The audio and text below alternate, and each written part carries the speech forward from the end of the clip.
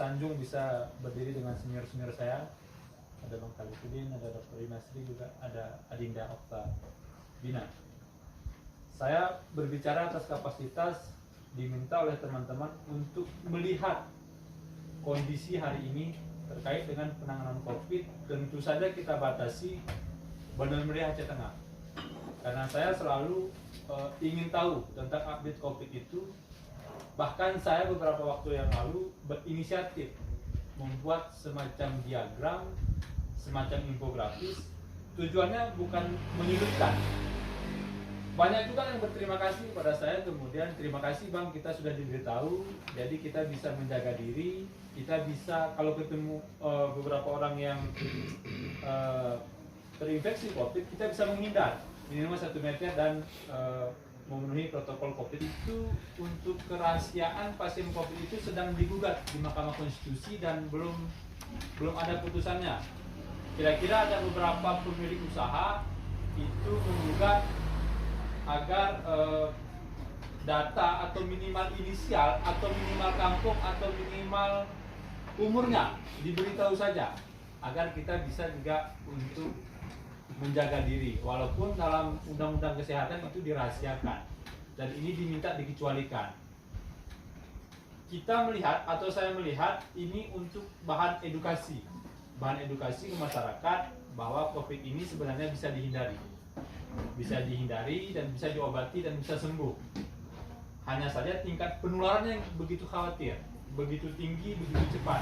Dan kita juga sangat khawatir ketika penularan itu terjadi kepada orang-orang yang ada penyakit bawaan di tubuhnya, dan ini sangat berisiko. Kemudian juga ada terjadi kontradiktif antara pengujian swab. Ya, kita tahulah ada sebagian yang tidak bersedia di swab, ada kemudian yang sukarela di swab, yang ternyata kita ketahui beliau sehat-sehat saja, ternyata hasil swabnya positif. Dan ada juga beberapa yang meminta isolasi mandiri, karena orang tanpa gejala setahu saya bisa isolasi mandiri, tapi dengan kriteria pembunuhan yang sangat ketat. Misalnya tidak keluar rumah selama 14 hari, kemudian selama 14 hari tersebut dia akan di-swab kembali. Nah, ini penting karena beberapa teman-teman yang hari ini statusnya OTG itu minta, yang hari ini positif itu minta isolasi mandiri, tapi sepertinya ada miskomunikasi sehingga ada upaya misalnya harus diisolasi ke rumah sakit. Saya kira juga tidak tepat, karena orang yang tanpa gejala tersebut jika harus diisolasi di rumah sakit juga akan berisiko. Karena saya pribadi juga tidak tahu SOP-nya beliau yang OTG itu harus diisolasi di rumah sakit seperti apa SOP-nya. Nah, memang juga dilematis. Di satu sisi pemerintah diuntungkan karena orang yang mau melakukan isolasi mandiri itu pemerintah akan menghemat anggaran, tidak akan mengeluarkan anggaran lebih. Tapi juga di satu sisi tidak ada jaminan bahwa mereka tidak akan keluar rumah misalnya, tidak akan berbelanja misalnya. Nah, ini yang saya kira itu harus diperbaiki koordinasi antar stakeholder yang ada di Aceh Tengah dan Badan Meriah. Hemat saya memang harus dijadikan sebuah protokol baru, protokol untuk orang tanpa gejala itu harus seperti apa, agar kemudian negara juga diuntungkan. Kemudian juga soal penanganan pasien swab di Rumah Sakit Datuk Guru. Mohon maaf Pak Inasri, saya harus menyampaikan bahwa keluhan-keluhan ini. Misalnya apakah kemudian penanganan pasien COVID yang ada di rumah sakit itu memenuhi standar? Misalnya gizi, misalnya penanganan apakah di pagi hari mereka ada dijemur misalnya. Kan sepengetahuan saya itu misalnya pasien-pasien COVID misalnya di Banda Aceh itu setiap pagi mereka berjemur. Apakah di sini ada ruang cukup Dr. Inasri misalnya di rumah sakit itu untuk melakukan mereka berjemur? Itu kan penting sekali untuk meningkatkan imunitas mereka. Nah, ini saya pikir dengan kondisi rumah sakit hari ini cukup sempit. Apakah tidak sebaiknya misalnya ruang pinir itu dipindah misalnya ke ruang Bangka? Misal ya. Ini solusi aja. Kemudian ini penting untuk mengedukasi masyarakat, juga harus ada semacam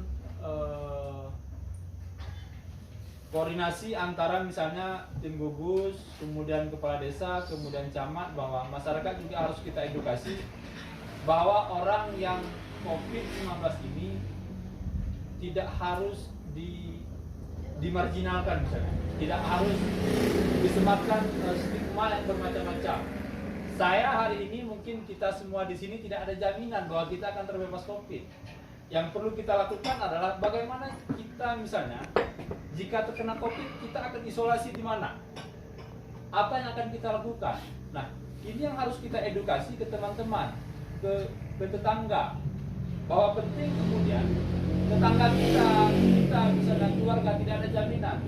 Hanya saja ini yang tidak sampai ke bawah sehingga terjadi pengusiran, sehingga ya bermacam cara terjadi di lapangan. Nah, ini yang saya kira harus terus kita edukasi masyarakat. Katakanlah misalnya beberapa waktu lalu di Bandung Meriah, di Kecamatan Bandung Kelipah, masyarakatnya itu bersatu untuk membantu orang yang terkena COVID yang OTG, sembakonya dibantu. Nah, ini yang harus kita tingkatkan, Bro. Karena saya yakin suatu saat virus ini akan hilang. Nah, untuk hilang itu kita juga harus memenuhi standar yang harus kita lakukan untuk menghadapi ke depan. Kira-kira ini berakhirnya juga kita tidak tahu kapan, tapi ini penting untuk dicermati bersama. Terakhir, sebelum kembalikan ke moderator, Aceh Tengah saya dengar akan membeli alat PCR sendiri. Nah, di satu sisi saya sangat mengapresiasi bahwa kemarin beberapa waktu yang lalu kita Aceh Tengah pasiennya harus 14 hari dulu baru keluar swab, bahkan lebih, Dok, ya. Dan ternyata pasien tersebut sudah sembuh, sudah balik ke rumah. Dan ini kan sangat kacau sekali. Dan kita berharap ke depan operasionalnya ini mampu, ya. Misalnya kita beli mobil pijak, mobil baru, tapi kita harus isi bensinnya terus. Kira-kira begitu analogi ketika kita sudah beli alat swabnya, maka kita harus menjamin ini akan berjalan terus, akan berjalan sebagaimana mestinya, dan akan banyak ditemukan kendala dan keuntungan